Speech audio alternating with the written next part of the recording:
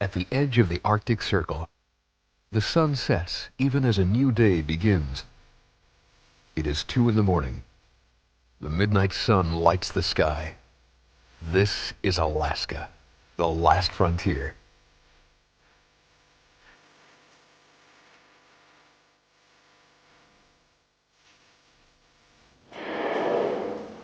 Alaska is so big, it is really many states. From the fjords of the Panhandle in southeast, to the grassy cliffs of the Pribilof Islands in the Bering Sea, from Prudhoe Bay high in the Arctic, where man fights the elements for oil, to the salmon-rich streams of the Alaska Peninsula. 2 times the size of Texas, 1/5 the size of the lower 48. If you could see 1,000 square miles a day, after a year, you'd still have a lot of Alaska left to visit. And the people are as varied as the terrain. Roughly 500,000 call this state home, from the Eskimo villages to the high-rises of the state's largest city, to the farming communities. You'll find dog mushers, totem carvers, and future mud wrestlers, all in a state so picturesque, words don't do it justice.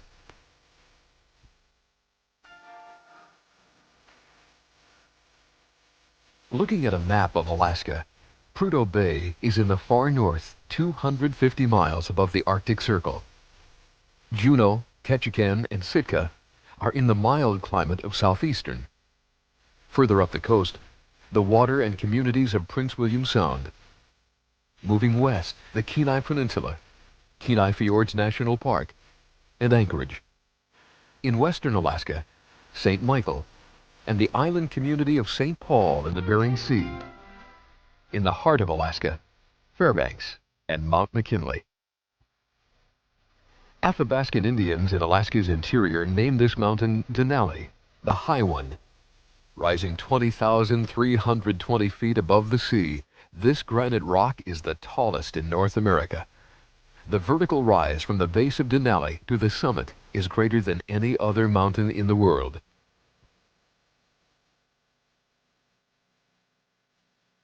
Athabascan legend tells a story of Denali's birth, of 2 powerful magicians battling over an Indian bride, of a mighty spear deflected upwards and upwards by giant waves turned to stone. Flying around the High One, you can imagine what a battle it must have been. It's as if you're watching creation.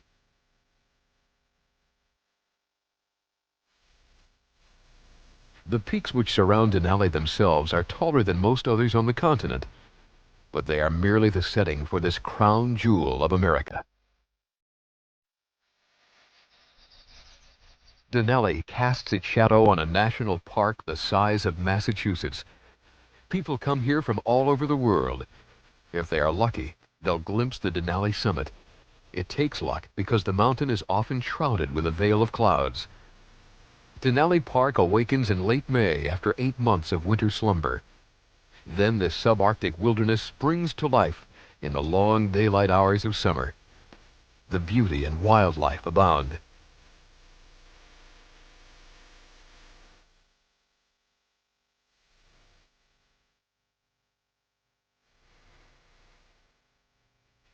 Nomadic caribou are constantly on the move across the untamed Denali tundra.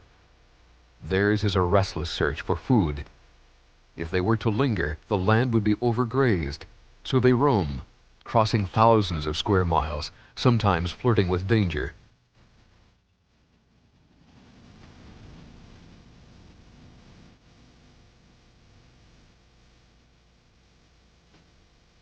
The grizzly will not give chase. He knows he's not fast enough to catch a healthy caribou. The chance to see so many animals makes this national park the most popular in Alaska. Often you'll find tall sheep on the high ridges both above and below the park road. The ewes, with their young, band together, apart from the rams, in nursery groups. It is here that they learn to become expert climbers. They find safety in the rocky cliffs, knowing they are vulnerable on the flatlands.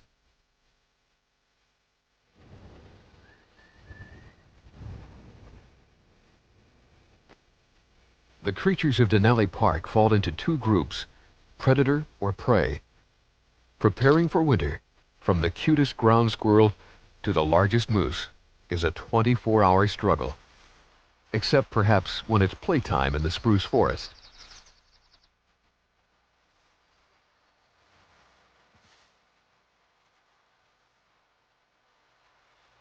It's touching to watch this mother care for her children, knowing that if attacked by a grizzly, she can save only one. While the park and the mountain are spectacular, they only accentuate the vast beauty of this great land. In geologic terms, it's a land in its infancy, still being carved by the forces of nature. High in the mountains of south-central Alaska, alpine meadows filled with snow that under immense pressure turns to ice. Here there is only one season. It is where glaciers are born. The 300 square mile Harding ice field spills into alpine valleys, feeding more than 36 glaciers of the Kenai Fjords National Park. They dominate this park and offer a view of nature's grandeur seldom seen. Approaching these massive carvers of valleys, you'll look deep into crevasses which could hide most of Alaska's tallest buildings.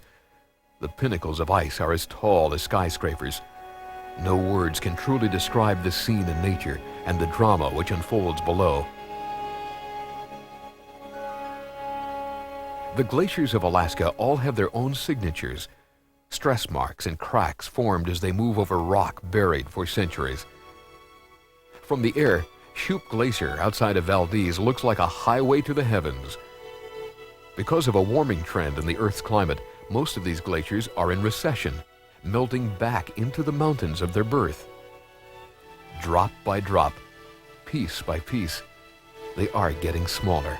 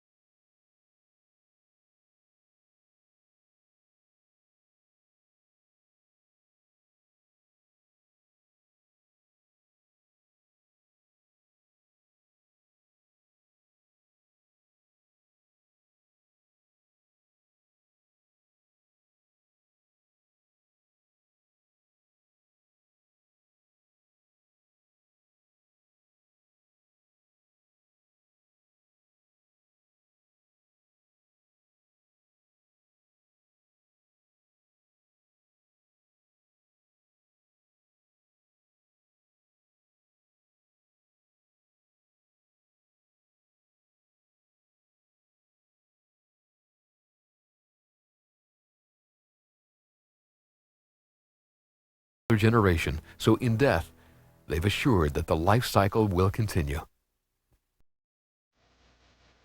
When they can, Alaska's brown bears love to feast on salmon, and there's no better fishing hole than the McNeil River State Game Sanctuary. This is the grizzlies' version of fast food. As many as 60 bears will show up at the falls on a given day for a bellyful of fresh salmon.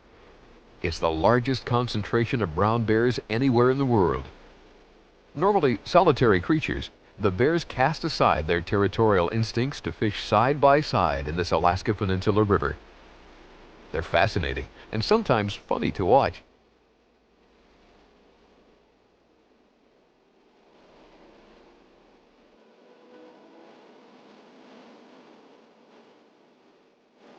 Here, little sister just wants a teeny bite of Big Brother's lunch, but he wants it all.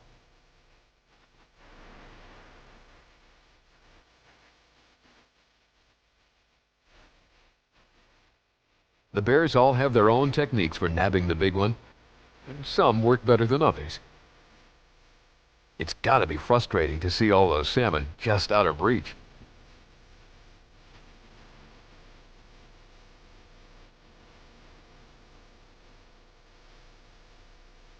While the triplets look on, Mom decides to give it one more try.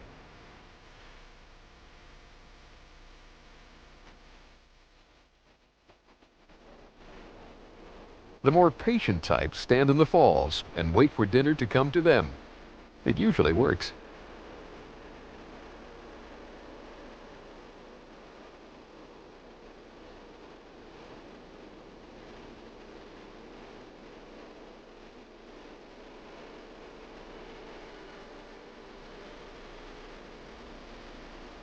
Compare the fishing technique of this giant of the land to the giants of the sea.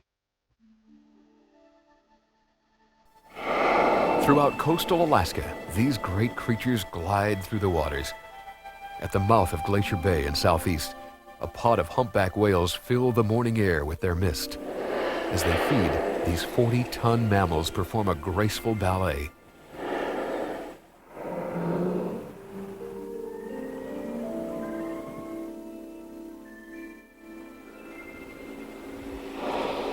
These whales average 40 to 50 feet long. When they wave their massive flippers, it makes a big splash. Southeastern Alaska is a thin ribbon of deep fjords, islands, and mountains rising from the sea. It's called the Panhandle. It's also called the Banana Belt because the climate here is much milder than the rest of Alaska. Archaeologists believe this coastal land was first inhabited 10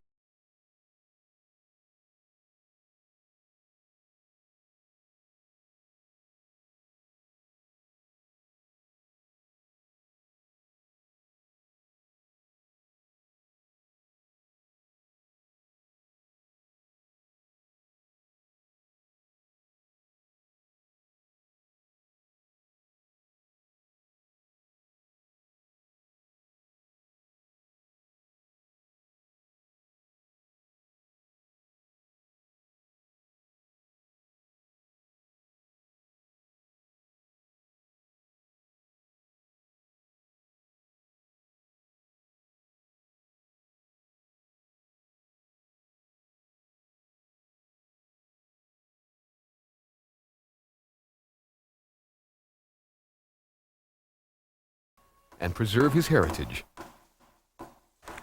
Well, I think it's the only thing that's left. See, the Tlingit language, for instance, is kind of fragmented. In fact, people don't do business that way anymore. And the only thing that we could leave as far as identification and those type of things, or hallmark, is totem pole. The sun rarely shines in this neck of the woods, but when it does, Ketchikan is glorious. This island community, built on stilts, is one of the wettest places on Earth, with an annual rainfall of nearly 13 feet. It rains almost 200 days out of the year. The rainforests provide the cedar and spruce for Ketchikan's timber industry. The creeks are spawning grounds for a rich salmon fishery. Even Ketchikan Creek, below the former red light district, is still an active spawning stream. In days past, so many of the silvery fish were canned in Ketchikan, they called it the salmon capital of the world. Yeah, in a good year, we'd have 50 million salmon. And considering there's only 400-some thousand people in Alaska, that's a lot of salmon. In a good year, a seiner, after he catches 100,000 fish, he puts a broom in his mast. And in a good year, he might put up 3 brooms. In fact, one guy put up a vacuum cleaner. In the summer, the harbor bustles with activity, and it's not just fishing boats. Stately cruise ships line the docks. Their cargo, thousands of tourists on a once-in-a-lifetime cruise up the Inside Passage. There are 2 ways to see Alaska's Panhandle, by plane or boat, whether in the large ocean-going liners or a little closer to the waterline.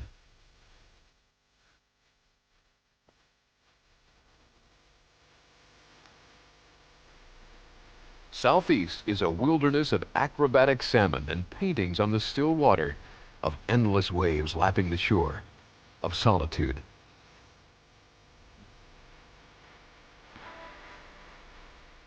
It's home to Alaska's capital. Stuck between a rock and the water, by necessity, Juneau climbs up the hills.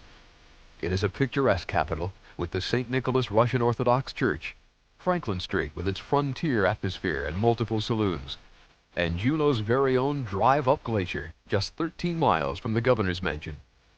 Deep blue ice is exposed by recent calving of the Mendenhall Glacier.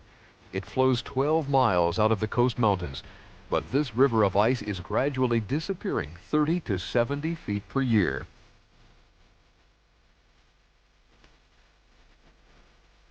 You can't drive in or out of Juneau, so having a boat is like having a second car. Fishing in the Salmon Derby can net you $10,000. Juneau is the kind of city where you meet someone you know on every street corner. The governor walks to work, 2 blocks from the colonial-style mansion to the Capitol building. Government fuels the economy here, but in the summer, thousands of tourists flock to town for a sample of Juneau hospitality.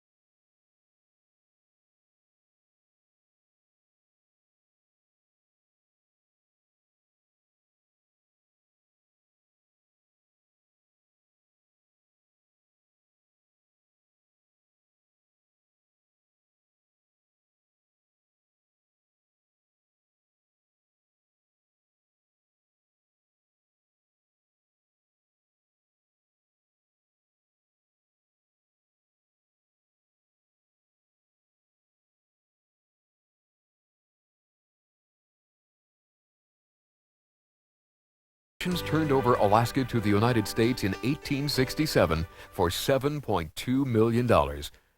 Sitka's Russian heritage is celebrated today by the new Archangel Dancers.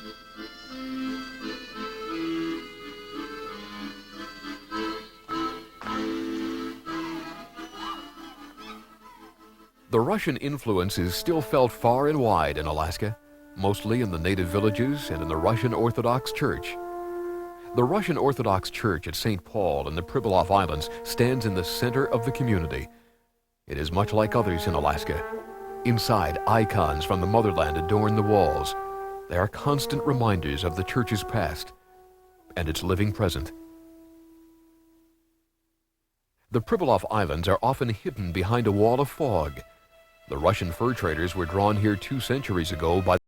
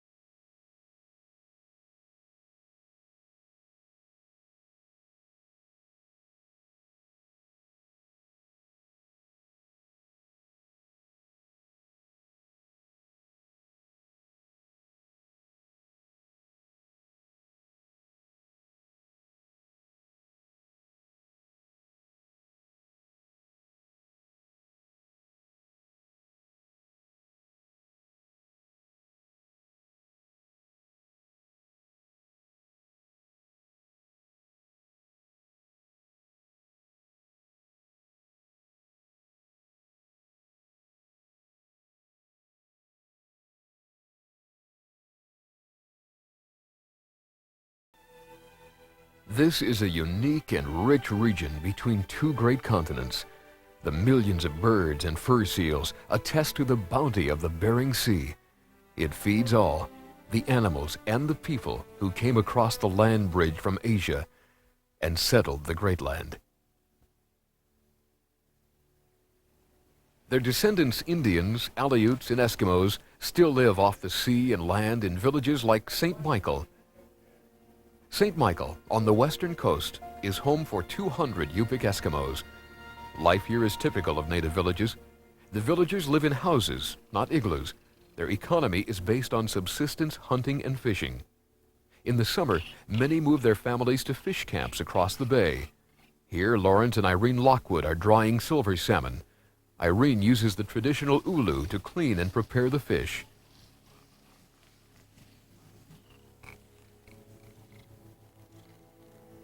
Over the course of the short summer, they'll net and smoke 700 fish, enough to keep their family and their son's dog team fed all winter.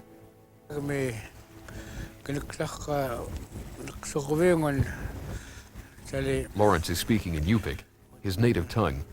He's explaining that for him, this camp is the best place to spend the summer. Once in a while I could see a moose up there. I got one here some time ago. Also got one walrus from that point over there, a big female. And also got a beluga whale in my net one time, a young one. So that's a little bit of everything here. This is a Garden of Eden you'd expect to find at the end of the rainbow. A wilderness of great beauty, from north to south, east to west, and in all seasons.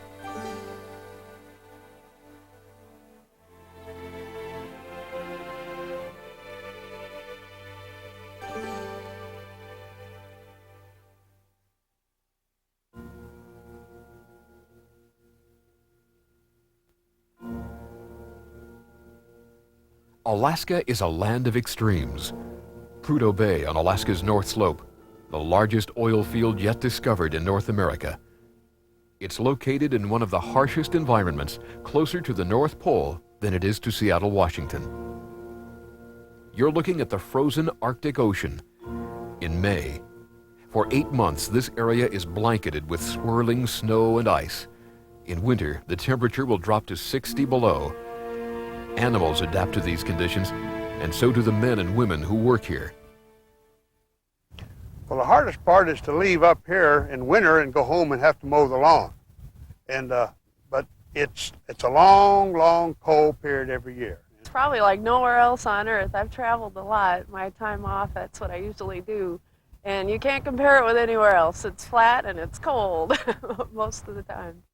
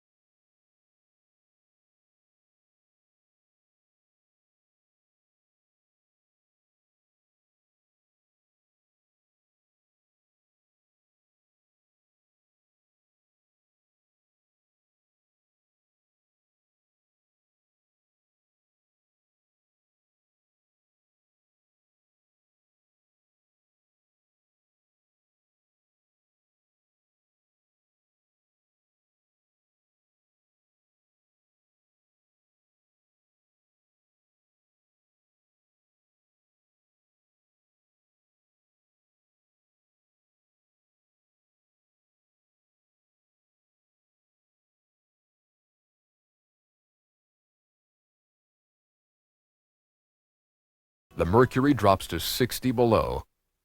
It's great country if you like running dogs. Locals call Fairbanks the dog mushing capital of the world.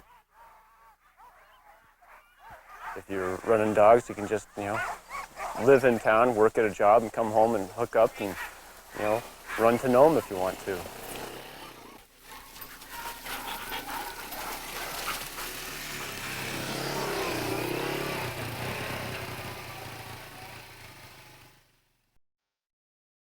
Alaska's largest city glitters at the foot of the Alaska Range and Mount McKinley. The Anchorage skyline reflects its cosmopolitan nature. This is home for nearly 250,000 people, half the state's population. It is a banking center and transportation hub for much of Alaska. It has been said that what's nice about living in Anchorage is that you're only a float plane trip away from Alaska. But Anchorage, with its rush hour traffic and hustle and bustle, is as Alaskan as they come. This urban setting offers scenic beauty, wildlife in your backyard, and access to nearby wilderness as wild and untamed as you can find. Anchorage lies along Cook Inlet, named for the British sea captain James Cook. He and explorers who followed him sailed here in search of the Northwest Passage, but were turned away once and a second time by the shallow waters and mudflats. They named the inlet Turnagain Arm. Today, sailors of a different sort ply the chilling water. These adventurers share the wind with eagles.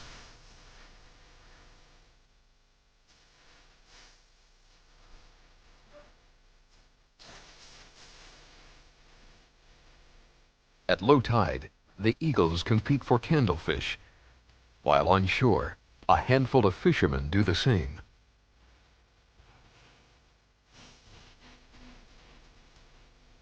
Alaska has long had a spell on those who visit, and those of us who call Alaska home. It's what makes men and women run up Marathon Mountain, and despite the toil and trouble, swear they have fun doing it. In Alaska, the paraders march, whether in sun, rain, or winter snow.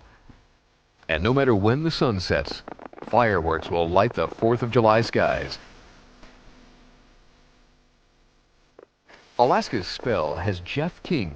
He'll mush his dogs over 1,000 miles of winter's worst. The spell has Kathy Hinkle, who can fillet a 100-pound halibut in 1 minute. The spell keeps Jerry Austin at his western Alaska cabin, despite the weather. One of the reasons I really like it is because it's not a country or a part of a country that everybody else likes.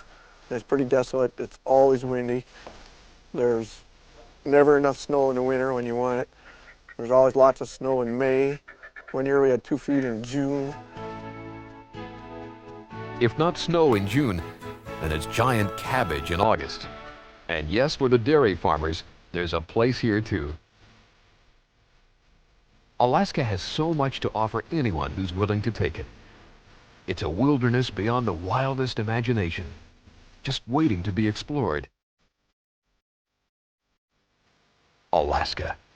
It's a permanent frontier for America's spirit.